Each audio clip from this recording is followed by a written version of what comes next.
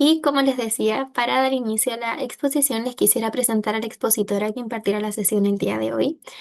Su nombre es Paulina Sarmiento, es licenciada en Psicología de la Universidad Central, tiene un magíster en Salud Mental Infantil e Intervención Temprana en la Universidad del Desarrollo, también es diplomada en Mindfulness y Psicoterapia de la Pontífica Universidad Católica de Chile, tiene un postítulo de formación terapéutica desde lo conductual, cognitivo y afectivo del Instituto Icastola. Además es certificada en la formación y entrenamiento de EMDR en la Cinesia. Es coautora de el Manual de Implementación para el Fomento del Apego y el Desarrollo Socioemocional en la Infancia Temprana, Amar Cuidadores, y también participa en Centro de Apego y Regulación Emocional de la Universidad del Desarrollo. Es supervisora clínica de práctica profesional y profesora guía de seminarios en la de habilitación profesional de la UDD y también es docente universitaria de pre y posgrado, además de contar con más de 24 años de experiencia en la atención clínica infanto-juvenil. Y sin más que decir, les dejo con la profesora para que puedan comenzar y espero que les vaya muy, muy bien.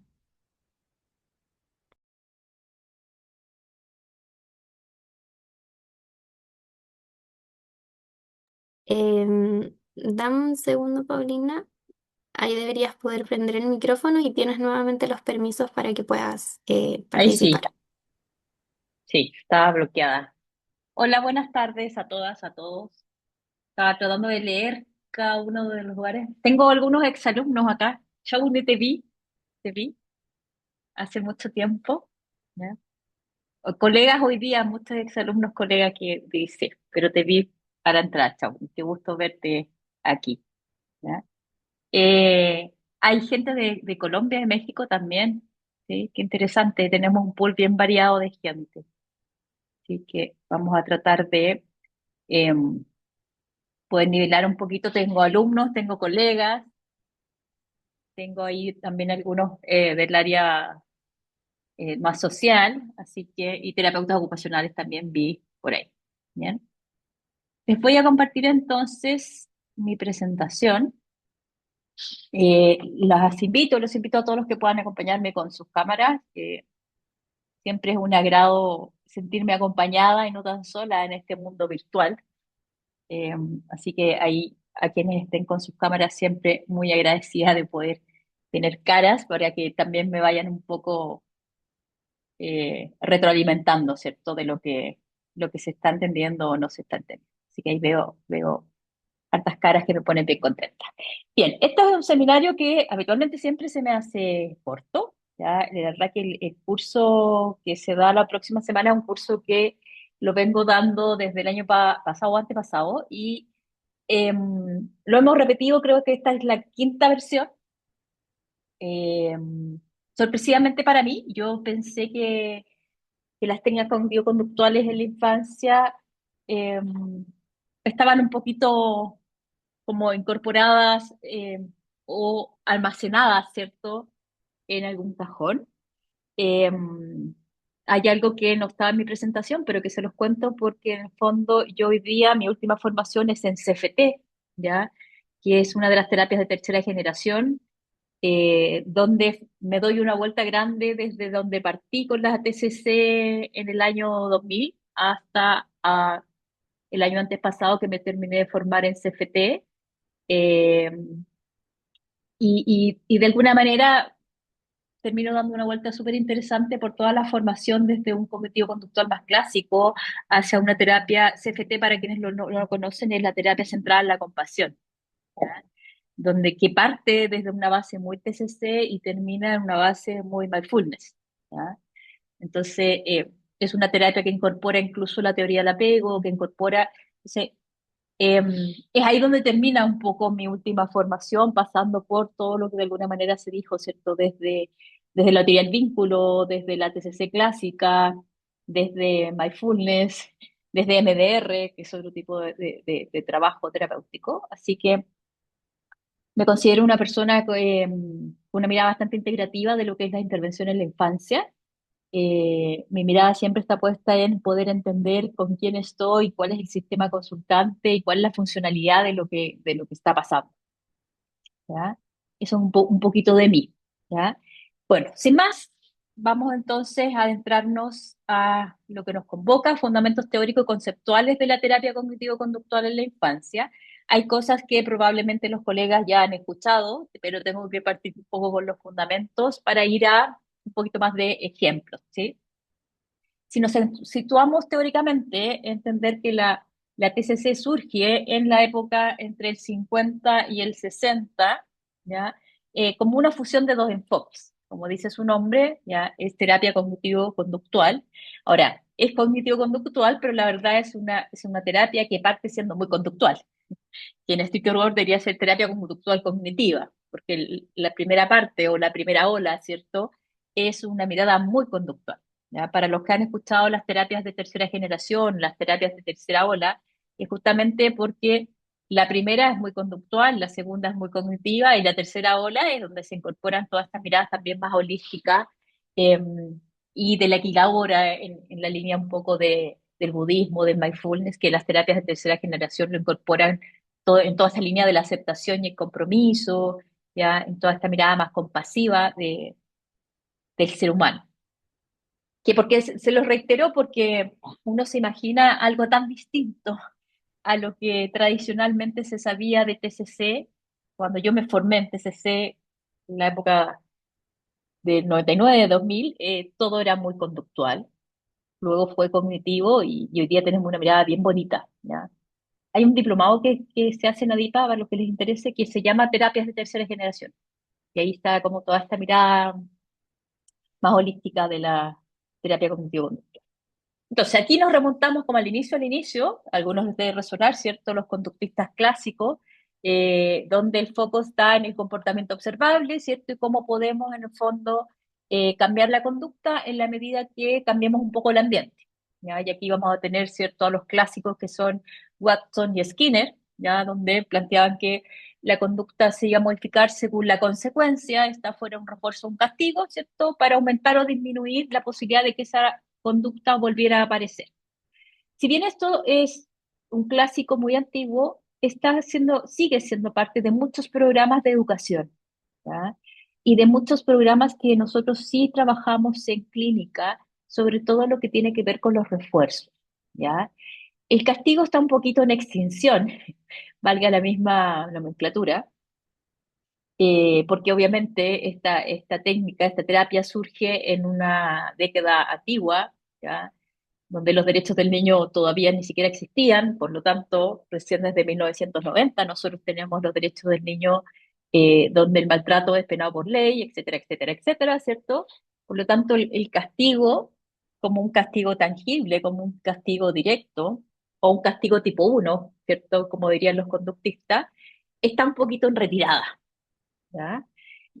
Pero sí se actúa sobre las consecuencias, por lo tanto, ocupamos mucho más hoy día lo que es el castigo tipo 2 que tiene que ver con la retirada, ¿cierto? Quizás de algo que al niño o adolescente le produce algún tipo de bienestar subjetivo, ¿cierto?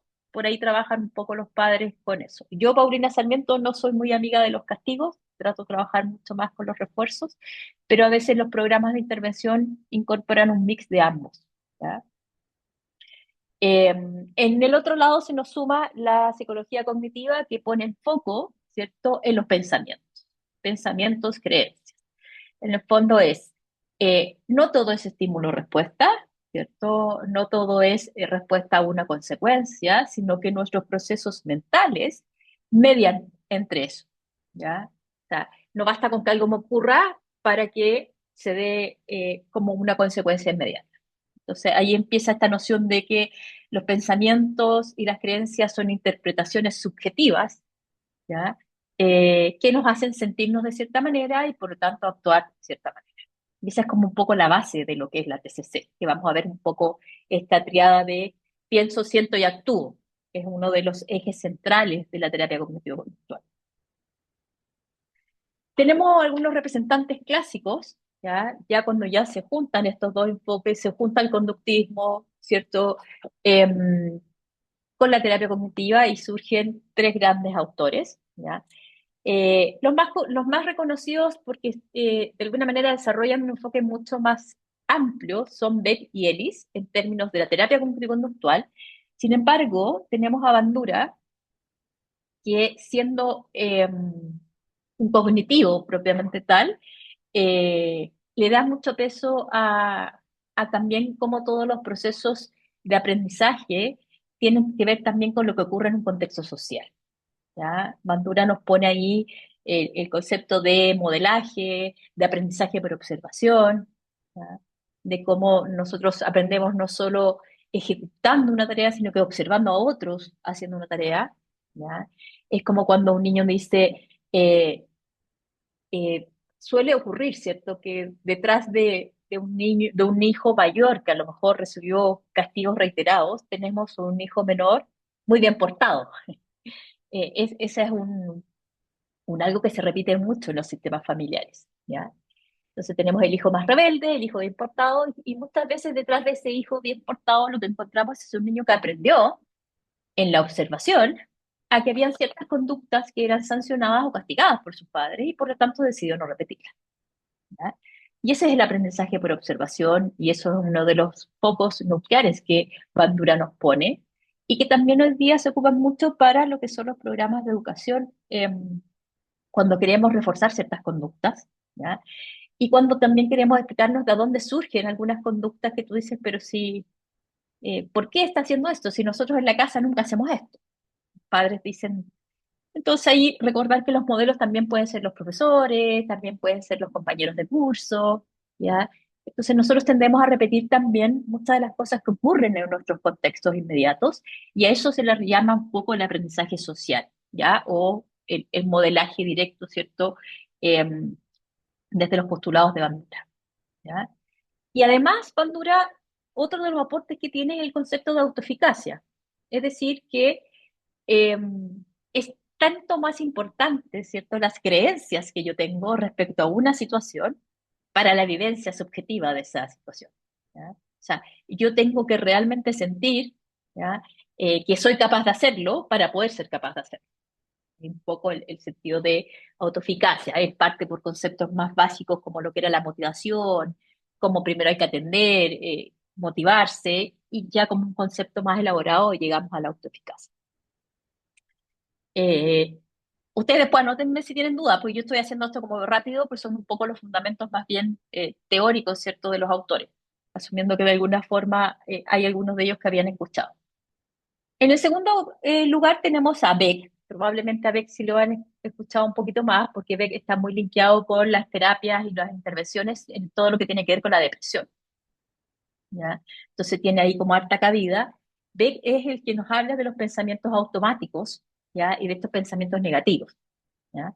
Beck de alguna manera es como el rey de la selva, por decirlo así. Ya es el que tiene como las bases, ¿cierto?, de entender que hay pensamientos que se activan automáticamente, que generan nuestras creencias negativas, y de ahí viene la base a todo lo que es la reestructuración cognitiva, que es una técnica central de la TCC, ¿ya? La TCC tiene como foco ir a identificar estos pensamientos en el fondo automático y tratar de reestructurarlos. En las miradas más contemporáneas, más de la tercera generación que yo les decía, lo que ha cambiado un poco es el lenguaje. Eh, Desde un CFT no hablamos de creencias racionales, pero sí hablamos de pensamientos negativos que generan vivencias, en el fondo, un poco eh, más castigadoras, ¿cierto? Y por lo tanto poco humanizadas y por lo tanto poco compasivas, y de ahí que va surgiendo este otro lenguaje. Pero teóricamente seguimos centrándonos un poco en esto, ¿cierto? Como las creencias, que la mayoría de ellas instaladas en la primera infancia, ¿cierto? Van generando un funcionamiento que en la etapa adulta ya tiende a ser una forma de ser del sujeto, se tiende a configurar una personalidad. Y por último tenemos a Ellis, ¿ya? Con su famosa terapia racional emotiva, ¿ya? Donde él hace un poco una trilogía. Entonces dice cómo las emociones y las conductas problemáticas surgen a través de estas creencias irracionales, ¿ya? Es decir, pasa una cosa, yo tengo una creencia que es subjetiva y yo me la creo como real, y por lo tanto es una consecuencia de cómo yo me comporto, ¿ya? Entonces, hoy día cada vez tiene mucho más peso el entender que nuestro cerebro, porque las neurociencias también nos han ayudado mucho, a entender que nuestro cerebro no distingue fantasía de realidad. O sea, si yo creo que estoy en peligro, mi cerebro se activa como si yo estuviera en peligro y mi cuerpo tiene todas las señales físicas de que estoy en peligro, ¿ya? Por eso es tanta importancia en ir a mirar estas creencias que están movilizando, ¿cierto?, el comportamiento. ¿Cómo ha evolucionado, cierto, TCC en la población infantil? Bueno, como se imaginarán, la terapia cognitivo-conductual fue desarrollada principalmente en población adulta, ¿ya? Por harto tiempo estuvo en la población adulta, y posteriormente se empezaron a generar algunas investigaciones, algunas prácticas clínicas. Los primeros cuadros que se trataron con TCC fueron, curiosamente, la anuresis, ya que eran los niños que se hacían pipí, ¿cierto? Cómo lograr cierto control de esfínter a través de ciertas consecuencias, ¿cierto? Desde los refuerzos tangibles como la aplicación de sistemas de alarma que eran un poco más punitivos para tratar de eliminar estas conductas, ¿ya? A medida que fueron pasando los años, se reconoció la necesidad de ir adaptando muchas de estas técnicas y se incorporaron técnicas nuevas, por supuesto, muy desde la línea lúdica. O sea, trabajamos mucho con juegos, trabajamos mucho con cuentos, trabajamos mucho el modelaje en sesión, trabajamos con metáforas también, ¿ya? Principalmente cuando estamos trabajando los procesos más cognitivos. Y otro de los cambios que incorpora la terapia cognitivo-conductual más de última generación es el contexto familiar y escolar como pilar central, ¿ya? O sea, lo que podamos hacer nosotros desde una intervención individual es un terreno muy pantanoso si no logramos que esto se distribuya en un contexto familiar y escolar. Y, o sea, por lo tanto, desde esta mirada, tanto padres como cuidadores, como profesores, son agentes activos en el proceso terapéutico. ¿Ya? Yo siempre le digo a los papás, sobre todo los de los más pequeños, ¿ya?, que ellos son mis coterapeutas. Y digo, ustedes son mis coterapeutas porque lo que yo haga, ustedes lo tienen que continuar haciendo en casa, ¿ya? Y tenemos que tener una sinergia, porque si no, lo que hagamos va a tener una limitación en el tiempo y se va a extinguir rápidamente. Entonces, el rol de los padres también se ha relevado, ¿cierto? Ella en la última década como algo muy importante y incluso muy significativo en los avances que puede tener la terapia. Y ya con el tiempo tenemos mucha evidencia empírica que ha mostrado la efectividad de la TCC en trastornos infantiles, principalmente los que van en la línea de los cuadros afectivos, los trastornos de ansiedad, ¿cierto? Los trastornos de conducta y el famoso déficit atencional con hiperactividad. Si bien aquí no está mencionado la neurodivergencia, sí se trabaja mucho eh, con técnicas cognitivos conductuales, porque mucha de la neurodivergencia, principalmente el espectro autista, tiene rigidez cognitiva, ¿ya? Entonces, no trabajamos con la modificación de las creencias, pero sí trabajamos mucho con la conducta, ¿ya? Hay mucho modelado en la neurodivergencia, ¿ya? En cómo me siento, cómo miro, cómo interactúo con un otro, y por lo tanto trabajamos con mucho modelado en sesión, ¿ya? Para mejorar las interacciones, sobre todo de la niñez intermedia y adolescencia, que empiezan a ser un poco más visibles las fallas en la interacción social. Y entonces ahí también hemos tenido una cabida importante de la TCC en neurodivergencia, que me imagino que ya muchos se habrán dado cuenta del aumento, ¿cierto?, considerable de los diagnósticos de neurodivergencia en los últimos años. Ya, por lo tanto, aquí tenemos algunas herramientas súper concretas que también podemos utilizar. Hay un pequeño resumen, ¿cierto? Gracias a la inteligencia artificial, hoy día podemos hacer estas imágenes, ¿cierto? Tenemos que nos ayudan un poquito al visual, ¿ya? Cómo la unión de lo cognitivo, lo conductual ya toma forma en la época de los 60, pero partimos siempre con el trabajo en adulto. En la década del 70 recién aparecen las intervenciones y aplicaciones cognitivo-conductuales en niños, ¿ya? En la época del 80 y 90 se consolida la TCC como una... Y aparecen muchos manuales. Ustedes si buscan van a encontrar muchos libros y muchos manuales que son de la época del 90, donde está todo protocolizado de cómo trabajar ciertos trastornos, ¿ya? Yo siento que son muy efectivos, pero hoy día el cuidado que hay que tener con estos manuales es respetar la individualidad, ¿cierto?, de estos niños o niñas.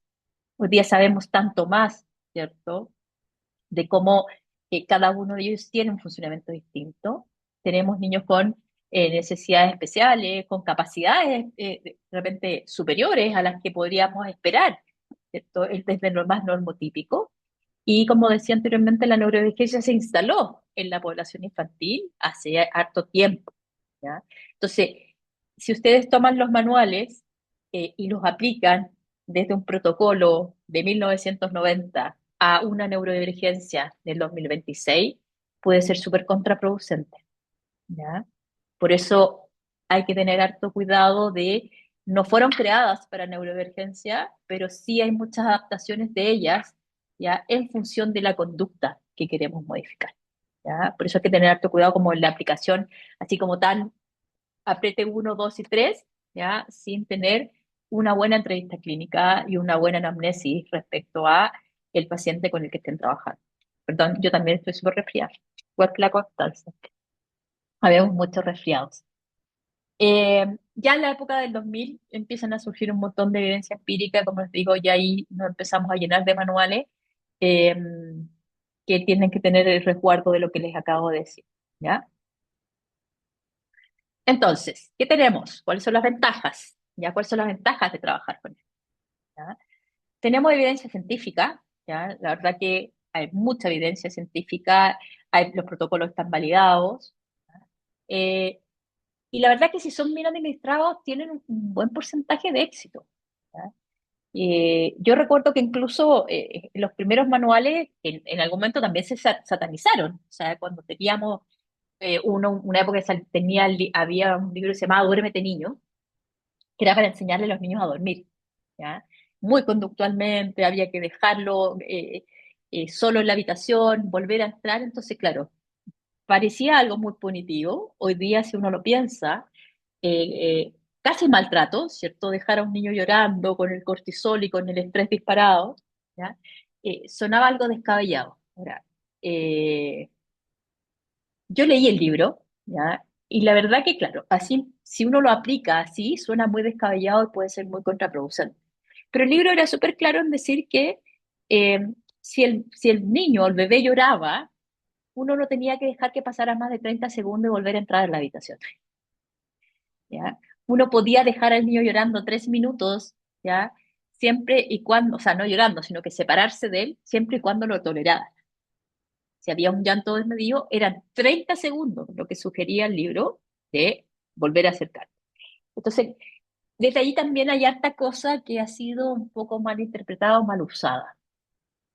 Yo no soy amiga del tiempo fuera, ¿ya? El tiempo fuera es ándate a tu habitación o alejar, pero cuando surgieron estas técnicas, también tenían un objetivo y también eran de corta data. El tiempo fuera eh, no es dejar a un niño en la habitación hasta que se calme después de media hora. Eso es súper, súper contraproducente, ¿ya? El tiempo fuera es un tiempo para que se regule, ¿ya? Que ojalá hoy día le llamamos el time in, es decir, ojalá yo adentro, ¿cierto? Estoy aquí sentada acompañándote, esperando que te regules, ¿ya? O entro y salgo cada 30 segundos para ver cómo va la regulación. Pero si lo llevamos a épocas pasadas, el time out era ándate a la pieza hasta que te calmes, o hasta que reflexiones, o hasta que... eh, pedirle a un niño de 3 años que reflexione no tiene ningún sentido, ¿ya? No existe la capacidad reflexiva a los 3 años. Yo he tenido pacientes que me dicen, no, sí, sí, yo me voy a mi pieza a reflexionar. Y yo digo, ya, ¿y qué es reflexionar? Me acordaba un paciente el otro día de 4 años, y me queda mirando. No sé, yo me quedo sentado y espero un rato y voy a pedir disculpas. Esa era su noción de reflexionar, porque los padres lo mandaban a la pieza a reflexionar. Entonces, tenemos mucha información hoy día que nos permite psicoeducar también mejor a los padres, cuidadores, ¿cierto? Y educadores respecto a todo esto que está pasando, a todo lo que pasa a nivel también cognitivo, neurológico, cuando estamos con un cortisol muy elevado, cuando estamos en un nivel de punición permanente, ¿cierto? Entonces, Yo vuelvo a decir que aquí hay que psicoeducar bastante, leer la letra chica, a veces uno se la salta, para que estas técnicas realmente sean lo que pretenden ser, ¿ya? Eh, en general son intervenciones bien estructuradas, son breves, tienen objetivos claros, ¿ya? Y son de fácil aplicación, ¿ya? Pero no se pueden hacer así como adaptaciones de temporalidad, dejémoslo. Sí se pueden adaptar en la medida que uno dice cuáles van a ser los refuerzos que vamos a ocupar, por supuesto, están hechos en función del niño, ¿ya? Pero los protocolos están como bien estructurados, ¿ya? Hay mucho trabajo que no está tampoco solo pensado en trabajar un trastorno o un problema. Hay mucho de estas técnicas que tienen que ver para potenciar herramientas, ¿ya? Para generar más habilidades sociales, para desarrollar técnicas de afrontamiento, que se pueden generalizar de un contexto a otro, ¿ya?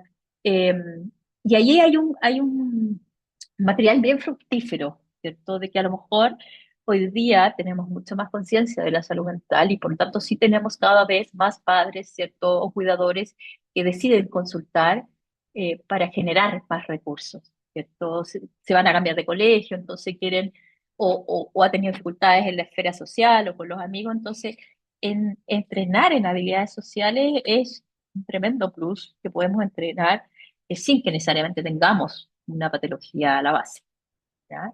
Entonces, en general, en el área infanto, las intervenciones basadas, ¿cierto?, en TCC son intervenciones como de primera línea, ¿ya? Porque están ahí, están protocolizadas, son de objetivos claros, ¿ya? De intervenciones breves. Eh, no son azarosas. Ahora, aquí yo vuelvo que es importante también saber usarlas. Yo, por ahí decían, yo superviso prácticas y paso mucho tiempo con ingresos de pacientes con los alumnos. Y claro, y de repente me pasa que están haciendo cosas sin tener muy claro por qué lo están haciendo. Ya como con los niños jugamos mucho, claro, podemos estar muchas sesiones jugando y ese juego puede ser parte de una intervención, como también puede ser llenar un tiempo de terapia. Entonces, es muy importante el para qué. Más allá de si ocupo títeres, cuentos o metáforas, es para qué, ¿ya? Si estoy bajo ese modelo, voy a tener un para qué y lo tengo que estructurar. Y además lo tengo que transparentar. O sea, tengo que contarles a estos padres qué es lo que voy a hacer, para qué lo voy a hacer y cómo lo vamos a hacer. Y la mayoría de las veces también tengo que tomar contacto con el colegio, ¿ah? Para que haya una sinergia de que todos estemos haciendo un poco lo mismo.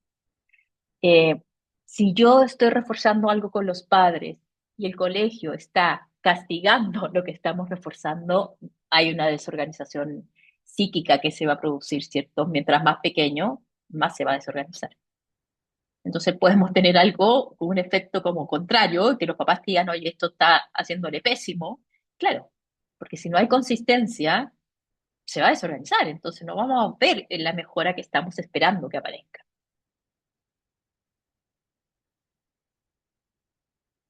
Bien, ¿cuáles son en el fondo los principios básicos? El primero es esta relación entre pensamiento, emoción y conducta, que es como la clave eh, principal, ¿cierto? Sí, la piedra angular de la TCC. La importancia del aprendizaje y el modelado, ¿ya? La necesidad de adaptar el lenguaje y las técnicas al nivel evolutivo del niño o niña con el que estén trabajando, ¿ya? Y la importancia del refuerzo y la psicoeducación. ¿Ya? Si se fijan, en ninguno de estos nos aparece el castigo como un pilar, ¿ya? Se ocupa en una medida, ¿ya? Que obviamente que hay cosas que tienen que tener una consecuencia, pero el foco no está en el castigo, está más bien en el refuerzo y en la psicoeducación. Entonces aquí tenemos, ¿cierto?, nuestra piedra angular de la TCC, donde tenemos este triángulo cognitivo de pensamiento, emociones y conducta. Probablemente en el PPT ustedes lo tienen al revés, ¿ya? Porque yo me acuerdo que en algún momento estaba como pensamiento, conducta, emociones. Perdón. No influye mucho cómo lo tengan, porque lo que plantea este triángulo cognitivo es que están interrelacionados, ¿ya? Lo que pienso genera una emoción y una conducta, o lo que pienso me lleva a una conducta y me genera una emoción. es en ambos sentidos que funciona, ¿ya? O sea, pienso algo, mis pensamientos influyen, ¿cierto?, en cómo me siento, y el cómo me siento influye en cómo me comporto. Pero también puede ser que estoy pensando algo y en relación a ese pensamiento hago algo o evito de hacer algo y por lo tanto me siento solo y por lo tanto me siento triste y por lo tanto, ¿ya? Va en ambos sentidos, ¿ya? Se influyen y se afectan las tres partes, ¿ya? Pensamiento, emoción y conducta. Entonces, lo importante es entender esta conexión que existe entre estos tres conceptos. Yo aquí les puse un ejemplo, ¿ya? Mírenle la cara desesperada que tiene Laura, ¿ya? Estas son situaciones bastante frecuentes en consulta, ¿ya? En este caso le llamamos Laura, ¿ya? A una niña de 7 años, ¿ya? La situación es que Laura está en clase, la profesora le pide que lea en voz alta, ella se equivoca al leer una palabra y un grupo de compañeros se ríe, ¿ya? Entonces, ¿qué le pasa a Laura? ¿Ya? Cuando se ríe, ella piensa, leo mal, soy tonta. Leo mal es como la primera línea. Y aquí también, cuando uno trabaja con TCC, se da dando cuenta que existen creencias, en el fondo, automáticas o irracionales, pero hay creencias centrales que están más abajo de eso. O sea, en el leo mal, o me equivoqué, o todos se van a reír de mí, una creencia central podría ser soy tonta, ¿ya? Que es mucho más grande y que son las creencias que sostienen muchas conductas que probablemente Laura va a interpretar, ¿ya? Entonces, tenemos los pensamientos, tenemos la emoción, ¿ya? Como consecuencia de estos pensamientos, se siente avergonzada, se siente ansiosa, ¿ya? Y además se siente triste, ¿ya? Porque se siente tonta, porque piensa, perdón, que es tonta, ¿ya? ¿Qué hace Laura en este caso? ¿Ya? Eh, Después de este hecho, ella decide no participar más en clase, ya no levantar más la mano, no leer nunca más, leer en voz alta, se queda callada cuando le hacen preguntas o llora cuando la profesora le pide que haga algo en voz alta, ¿ya? Y en los casos más extremos puede ser que no quiere ir al colegio, ¿ya? Que a veces la manifestación que nosotros vemos como adultos es un niño o una niña que no quiere ir al colegio. Y el desglose de llegar ahí, podemos pasar hasta pensar que es una fobia escolar, ¿cierto? Desde algo mucho más macro, eh, para poder llegar a descubrir estos pensamientos que son automáticos, ¿ya? Y que la dificultad con los niños, a diferencia del adulto, es que el niño no muchas veces los reconoce, no los logra reconocer, ¿ya? Los adultos la mayoría de las veces reconocemos que tenemos pensamientos que no son reales, ¿ya? Tenemos como alguna noción que en realidad sabemos que no deberíamos pensar así, pero lo seguimos pensando igual. Pero los niños no tienen esta claridad justamente porque ellos están aún en desarrollo, ¿ya? Eh, ¿Qué le decimos a Laura? Porque todo esto tiene que ver con una psicoeducación que también se hace con el paciente. No solo psicoeducamos a los papás, también le explicamos. O sea, para que entienda cómo opera este triángulo, es claro, cuando pensamos cosas feas sobre nosotros, nos sentimos mal. Y cuando nos sentimos mal, hacemos cosas para escapar de eso. Esa es una posible explicación en un lenguaje que sea acorde a la edad del niño o niña, en relación al contexto que estamos mirando, ¿ya? Entonces, si cambiamos lo que pensamos, nos vamos a sentir mejor y vamos a actuar de otra manera, de una manera muy simple. Uno puede ir dando ejemplos triviales, desde la interacción con la mascota, desde cuando quieren comer algo. Yo aquí les puse una situación eh, que generalmente genera harto motivo de consulta. Pero para psicoeducar podemos ocupar cosas triviales de lo que esté ocurriendo en lo cotidiano, ¿ya? Dos conceptos muy importantes, el aprendizaje y el modelado, ¿ya? Son dos conceptos ancla, además de ese triángulo cognitivo, ¿ya? Se apoya mucho en los principios de aprendizaje, ¿ya? Dentro de la idea de que para aprender tenemos que primero observar, atender, ¿cierto? Tienen que estar nuestros procesos cognitivos funcionando de manera normotípica, ¿ya? Y por eso también ahí es cuando vemos qué pasa cuando tenemos neurodivergencia.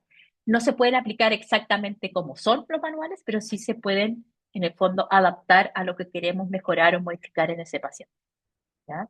Entonces, los principios del aprendizaje nos dicen que muchas de nuestras conductas ya se han ido adquiriendo a través de nuestra experiencia. Hemos ido aprendiendo a comportarnos así, ¿ya? Por lo tanto, ¿ya? esta primera infancia va a ser clave, ¿ya? Para entender por qué aprendemos, por qué nos decimos que somos tontos, ¿cierto? ¿Dónde surgió esa creencia? Ah, claro, es que yo siempre me equivocaba, o incluso, en los peores casos, y que hay harto, mi mamá me decía que era una tonta cuando hacía mal una tarea, o cuando estudiábamos matemáticas, ¿ya? O cuando ponía la mesa mal, o cuando a lo mejor empujaba a mi hermano mientras jugábamos, ¿cierto? Eh, Hay cosas que quedan ahí como bien internalizadas, ¿ya? Ahora, puede ser que a mí nunca nadie me dijo nada, pero lo observé a propósito de Bandura, ¿cierto? A propósito del aprendizaje por modelo, ¿ya? A mí nunca me pegaron, pero vi cómo le pegaban a mi hermano, ¿cierto? Entonces, hay cosas que no necesité hacer para saber que no eran deseadas por mis padres o que no iban a ser valoradas por mis padres. Entonces, me voy relacionando un poco también repitiendo esos patrones que me funcionaron, ¿ya?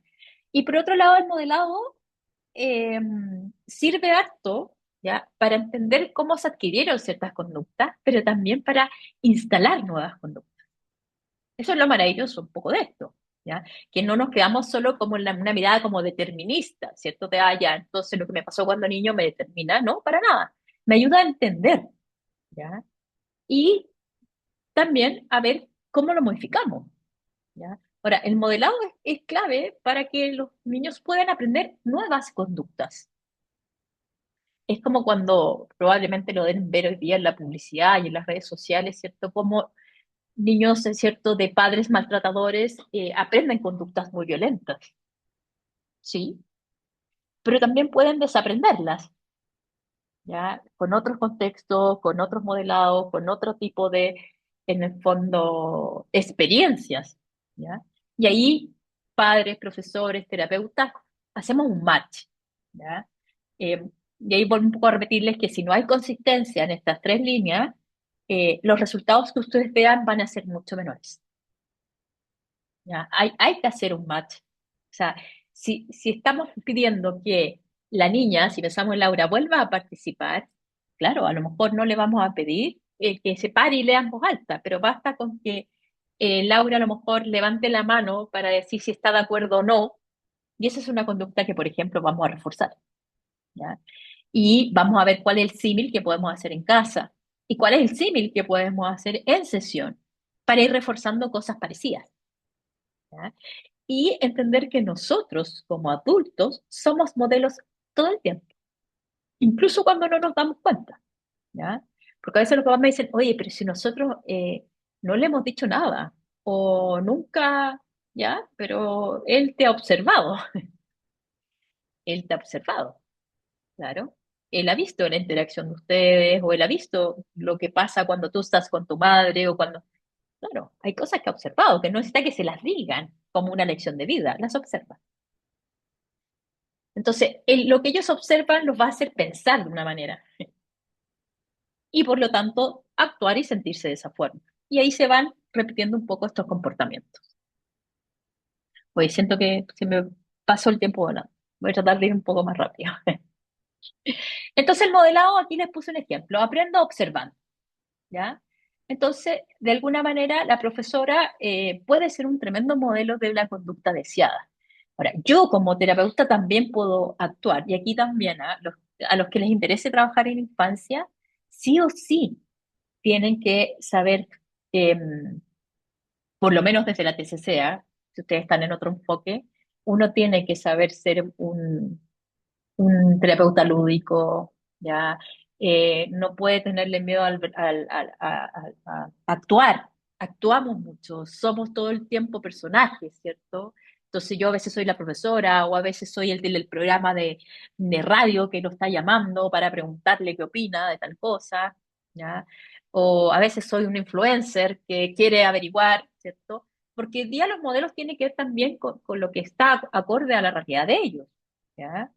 Eh, no necesariamente siempre voy a modelar una sala de clases. Claro, para un niño más pequeño, de primero, tercero básico, son los escenarios más significativos. Pero si trabajan con alguien de 11 años, de 12 años, tienen que ir al lenguaje de ellos, ¿ya?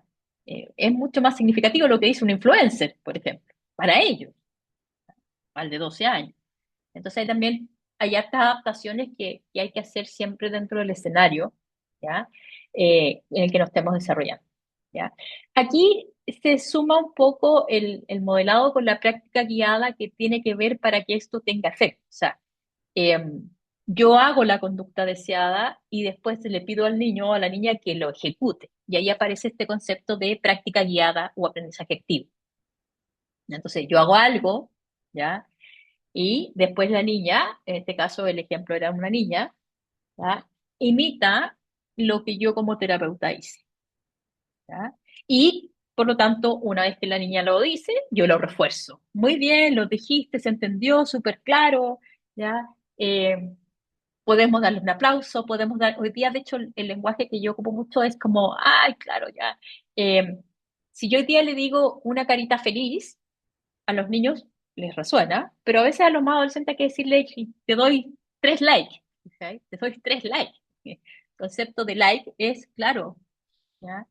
Eh, entonces, eh, eso también hay que adaptarlo. Con los niños pequeños funciona mucho la estrellita, la carita feliz, ¿cierto? Todavía los refuerzos son muy tangibles, pero a medida que van creciendo, ¿ya? A un adolescente no le interesa un like, o sea, perdón, no le interesa una estrellita, pero sí, cuando digo ya, te voy a dar 2 likes, además se matan de la risa, porque en el fondo es como ya, sí, ¿ya? Eh, entonces, siempre buscar cuál es el lenguaje de ellos, ¿ya? Y lo que esperaríamos que después de haber hecho modelado, práctica guiada, el niño o niña, ¿cierto?, pudiera usarlo en otros contextos, ¿ya? Entonces le decimos ya, la próxima vez que tú vayas a la sala, vas a levantar la mano, ¿ya? Eh, Vuelvo, sin afán de ser reiterativa, yo tengo muchos pacientes con neurodivergencia donde trabajamos mucho con esto, ¿ya? Entonces, cuando entres a la sala, yo le diría a un paciente que está en el preuniversitario, vas a entrar, vas a establecer contacto ocular con al menos una persona de la sala, vas a sonreír y después te vas a sentar. Y ese modelado lo hacemos en sesión, ¿ya? Y sí, sí, eh, funciona bastante, ¿ya? Para instalar recursos sociales en neurodivergencia. Bueno, ahí había un ejemplo, ¿cierto? ¿Ya? La niña observa que el terapeuta hace el modelaje, ¿ya? Al observar, algo está pasando en sus procesos mentales, que se está generando una nueva experiencia de aprendizaje, ejecuta la acción, ¿ya? Práctica guiada, es decir, imita lo que lo que yo hice hace unos minutos, y yo refuerzo esa conducta, ¿ya? Un sticker con un like, con lo que sea, que genere un refuerzo para el niño o niña con el que yo estoy. ¿Ya? Y desde ahí se pueden trabajar mucho las conductas, en el fondo, em, potenciadoras, ¿ya? No siempre necesitamos trabajar lo negativo, lo punitivo tan directamente. A veces hay que trabajar también en sacar algo bueno para después ir también atacando quizás lo que menos funciona, sobre todo si tenemos un paciente que viene con una concepción muy negativa de sí mismo. ¿Ya? Entonces tengo que darles más experiencias de éxito, ¿ya?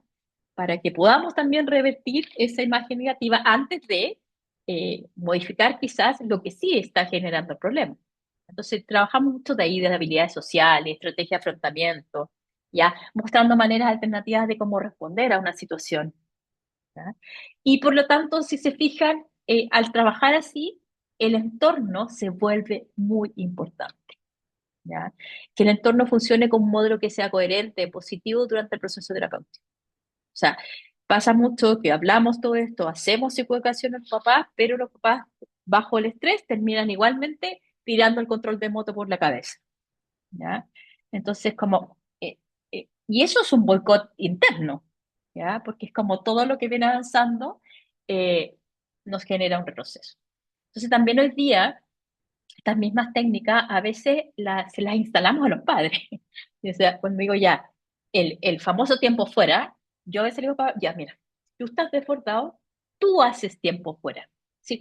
Tú sales de la situación, te vas a respirar, te vas a la cocina, te lavas la cara antes de volver a regularlo. O sea, el tiempo fuera es para los adultos, sobre todo en la primera infancia, que ellos necesitan mucha corregulación. ¿Ya? Para mí, entiendan que la primera infancia son los primeros 5 años. ¿Ya? Durante esos primeros 5 años, el adulto que está a cargo tiene que regularse primero antes de hacer cualquier cosa, cualquier cosa. Si no, el resultado va a ser contraproducente, ¿ya? Y por lo tanto, ojo con esto, porque ellos aprenden conductas deseadas, pero también conductas no deseadas. Y es mucho más fácil para nuestro cerebro aprender las conductas negativas que las positivas. Estamos seteados así, ¿ya? Por eso es que también siempre tendemos más bien a pensar en lo negativo que en lo positivo frente a cualquier situación que nos enfrentamos, porque tiene que ver con un mecanismo de sobrevivencia. El foco se va a lo negativo. Entonces también, si yo veo que mi hermano hace algo, ¿ya? Y mis papás le dan atención, yo también me pongo a hacer algo, ¿ya? Que es un poco el ejemplo que yo les ponía aquí, ¿ya? O sea, observo cómo se comporta el otro, observo cómo responden los adultos, ¿ya? Y por lo tanto también puedo copiar esa conducta, ¿ya? Que en la infancia es mucho más visible, cuando los papás dicen, mira, si el otro día llegó y se subió arriba de la mesa y no sé, se puso a tirar las cosas. Y los papás dicen, ¿de dónde sacó eso?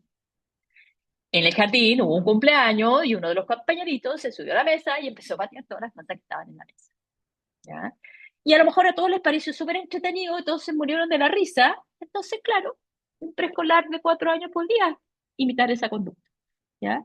Eh, porque hubo un refuerzo de esa conducta, ¿ya? Todos se rieron. Entonces, desde ahí, por eso que a veces hay tantas conductas desadaptadas que se repiten y permanecen en el tiempo. Y a veces nosotros mismos estamos reforzando conductas desadaptativamente sin darnos cuenta. Y eso es lo peor de todo, ¿ya? Bien, estoy súper contra el tiempo. Bueno, un seminario de 1 hora es nada para todo esto. Recuerden que tienen que adaptar el lenguaje simple y concreto, ¿ya? Eh, Sin frases muy largas, ¿ya? No hablamos de pensamientos negativos ni de creencias irracionales, a veces hablamos de estos pensamientos traviesos o estos pensamientos molestos, ¿cierto? A veces ellos mismos nos dan el lenguaje, como, ¿qué te pasa? De repente ellos dicen, "No, es que como que a mí como que algo me explota dentro, ¿ya? Como que algo me explota dentro, ¿ya? Entonces, claro, a lo mejor ahí hay unos pensamientos que molestan y hacen que tu cuerpo sienta que explota, pero no ocupamos el lenguaje de distorsión cognitiva, por ejemplo. Entonces, es algo como muy de adulto ese lenguaje. Hay que trabajar con cosas lúdicas, juegos, títeres, metáforas, tarjetitas con emociones, material. Ojo que uno no necesita ser millonario para comprarse todos estos sets que hoy día venden. Uno puede crearse muchos materiales de bajo costo, o comprarte 2 o 3 materiales que tienen múltiples usos y los adaptas con un objetivo claro, ¿ya? Entonces ahí hay harto que se puede también elaborar. Importancia del refuerzo de la psicoeducación, de alguna manera se los he ido mencionando, ¿ya? El refuerzo como un elemento fundamental que va en el fondo a favorecer la consolidación de esa experiencia y de ese aprendizaje, sobre todo de la conducta adaptativa. Y va a ser mucho más probable que esto se repita y se fortalezca con el tiempo y como consecuencia, muchas veces detrás de todo esto hay problemas de autoconcepto y autoestima. Es como lo que vemos como la punta del iceberg, ¿cierto? Pero hay que trabajar desde cosas súper específicas.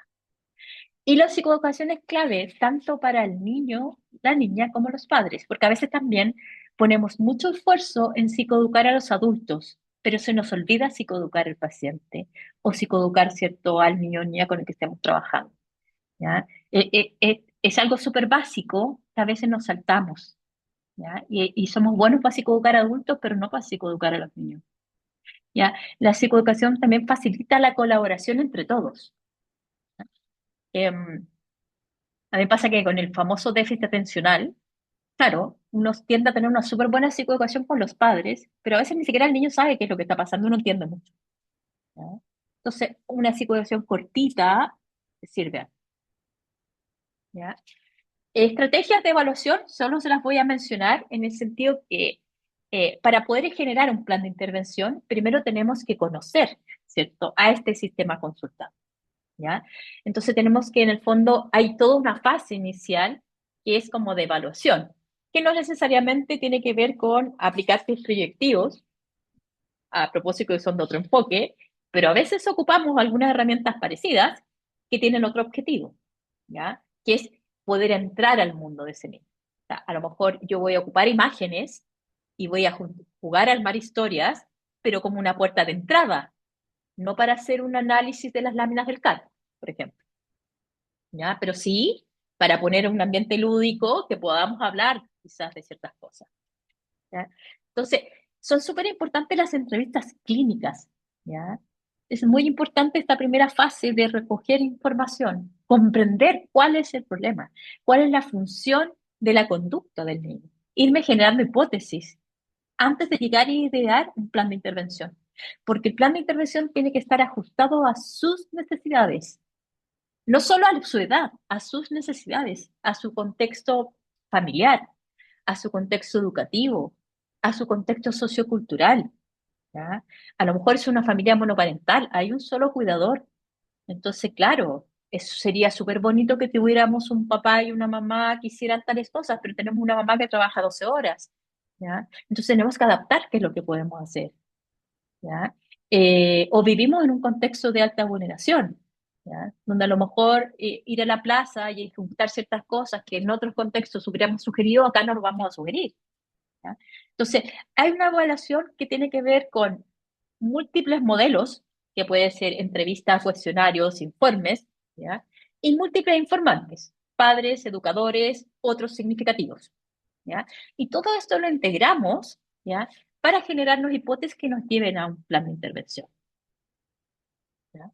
Aquí está un poquito más elaborado, ¿ya? Eh, perdón. Es lo mismo que ya se los dije, ¿ya? Súper contextualizada, súper sistematizada, integrando la información. Por eso en el área infanto, yo siempre digo a los alumnos, tienen que indagar tres motivos de consulta. Esa es como la pega, ¿ya? Me pueden decir que no tienen alguno, pero al menos los tienen que indagar. El motivo de consulta de los padres o cuidadores, el motivo de consulta del niño o niña, si es que existe, y el motivo de consulta de jardín o colegio. Hay que mirar en esos tres niveles, ¿ya? Puede ser que haya algún nivel que nos diga no hay ningún motivo de consulta, nosotros creemos que está todo bien. Y eso también es información. Eso también es información para nuestros planes de intervención. ¿Ya? Principales técnicas que ocupamos, entrevista clínica sigue siendo el number one, ¿cierto?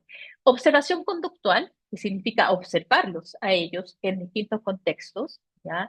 Em, Hay harto que tiene que ver con niños pequeños que de repente se les pide a los papás videar alguna actividad de juego para observarlos en el ambiente natural.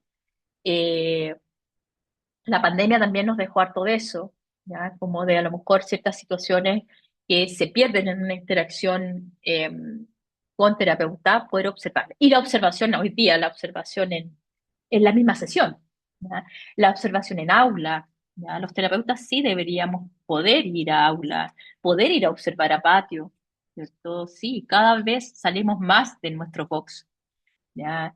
Cada vez hacemos más cosas en el propio terreno, ¿cierto? Del niño niño.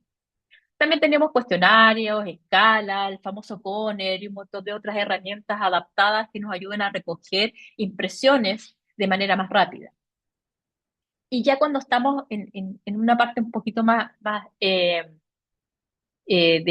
recogida con intervención, podemos tener autorregistros. O sea, queremos sistematizar si esta conducta efectivamente es una conducta problema que se da todos los días.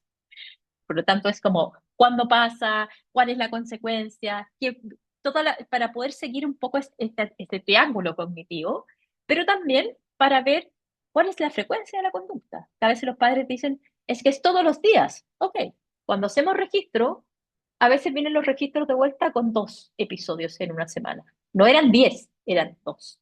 ¿Ya? Entonces también nos permite, en el fondo, transparentar sin la emoción. Tienen que entender que cuando los padres vienen a consultar, muchas veces vienen también sobrepasados. Entonces sienten que siempre es igual, que nada ha resultado, que nunca mejora. Entonces, cuando hacemos un registro de esto, permite también ser mucho más objetivos y claros de cuál es la conducta o cuáles son, ¿ya? Recordar que siempre tenemos que recoger información de las distintas esferas, los padres, los docentes aquí son súper importantes, y hacemos un análisis funcional de la conducta, ¿cierto? En el fondo, ¿esta conducta está buscando alguna consecuencia? ¿O esta conducta está movilizada por un pensamiento base? ¿Ya? ¿Qué está pasando? ¿Qué es lo que el niño busca cuando se pone a llorar? ¿Está manifestando algo? ¿Está esperando algo? ¿Está evitando algo? Eso es un poco lo que le llamamos un poco la funcionalidad. ¿Cuál es la funcionalidad del sí? ¿Ya? Bueno, ahí les voy a dejar el ejemplo porque no me voy a poder detener. Se me pasó la hora. Sí van a tener el PPT. Aquí yo les dejé algunas técnicas conductuales más utilizadas, ¿ya? El refuerzo positivo, el modelado, todo esto, si es que alguien va a tomar el curso, lo vemos en detalle en el curso, vemos cada una de estas técnicas con ejemplos, ¿cierto? Y también lo que son las técnicas más cognitivas, ¿ya? Donde vemos identificación de pensamiento, cómo lo hacemos con un niño, cómo hacemos reestructuración cognitiva con niños, ¿ya? Porque los primeros 5 años son muy conductual. Después, en la segunda infancia, empezamos a incorporar técnicas más cognitivas, ¿ya? Y ahí yo les diría que las metáforas y los recursos lúdicos como role-playing o títeres son cosas que ocupamos bastante, ¿ya? El dragón sabio es una de las metáforas que yo ocupo harto, ¿ya? En Internet hoy día, además, tenemos tanto material que pueden ocupar eh, que está al servicio, ¿cierto?, de todos nosotros. Sí, revísenlo bien, hay cosas muy buenas y hay cosas no tan buenas, ¿ya? Entonces, revísenlo porque hay algunos materiales que están bien bonitos para ser usados, ¿ya? Eh, Psicoeducación y estrategias de autorregulación, que es ahí donde se nos mete nuestra nueva ola, ¿cierto? De trabajar mucho más con mindfulness, trabajar mucho más con el aquí y ahora. Mindfulness se mete muy fuerte por el uso de las pantallas.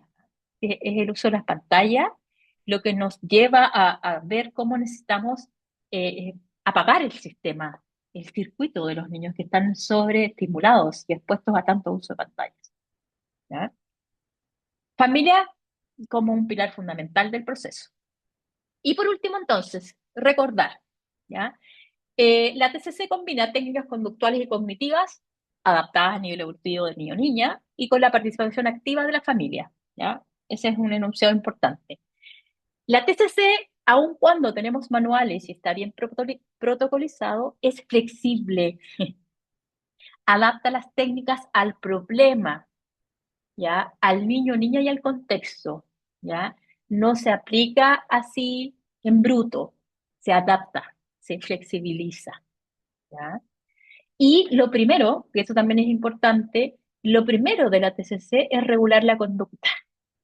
Si tenemos un niño que está con mucha desregulación, antes de hacer, ¿cierto?, una modificación conductual para erradicar, ¿cierto?, la conducta problema, instalamos recursos para que mejore la regulación emocional antes de hacer la modificación conductual. ¿Ya? Entonces, primero queremos que se sienta bien, después modificamos el pensamiento para modificar la conducta. Eso también es importante. No lo hacemos al revés, ¿ya? Si nos vamos directo a la conducta y tenemos un niño que está muy desregulado, no vamos a lograr nada. Por eso la fuerza que hoy día tiene esta terapia, estas terapias de tercera generación, ¿ya? Y no considera que toda conducta es problemática, o sea, perdón, que no toda conducta problemática es una oposición a algo, ¿ya? A veces es una expresión de algún malestar emocional o sensorial, porque hoy día también sabemos mucho más de que hay dificultades sensoriales que afectan el funcionamiento de niños y niñas, ¿ya? Por lo tanto, si miran la TCC de hoy, es súper distinta a la TCC de 1990, ¿ya? Y por lo tanto es que sigue teniendo tanta validez y tanto uso en la infancia. Y ahí les dejé un poco de material bibliográfico. Y eso sería en este corto tiempo lo que les puedo compartir. Muchas gracias, Paulina. Vamos a ir ahora con las preguntitas. Quienes tengan alguna pregunta para hacer por micrófono, les pido que por favor levanten su manito para poder darles el permiso de encender el micrófono y que lo podamos conversar. Mientras tanto, veo ahí que ponen en el chat donde descargan el PPT, lo van a tener disponible en Avipa junto con esta grabación desde mañana. Así que, si alguien tiene una pregunta, puede levantar la manito. Me parece que quedó bastante claro, ¿sí? Súper. Bueno, ahí gracias por los comentarios. Eh, Ahí pueden tomar el curso si les interesa profundizar un poquito más. Y hay material también bibliográfico. ¿ya? Por si les interesa leer un poquito. Hay hartas cosas nuevas que han surgido, hay hartas cosas que se han actualizado y los invito, aunque no es parte del seminario, a informarse un poquito de estas terapias de tercera generación que creo que le dan un mix interesante a la TCC más clásica, ¿ya? Eso, muchas gracias por conectarse hasta ahora. Gracias, Constanza, por acompañarme hoy día. Chauni, te mando un abrazo grande, qué bueno verte después de tantos años, ¿ya? Y al resto también, gracias por acompañarme, gracias a quienes estuvieron con sus pantallas y no me dejaron sola, y que tengan un buen descanso. Que estén muy bien. Muchísimas gracias, Paulina, que estés bien. Chao, Constanza.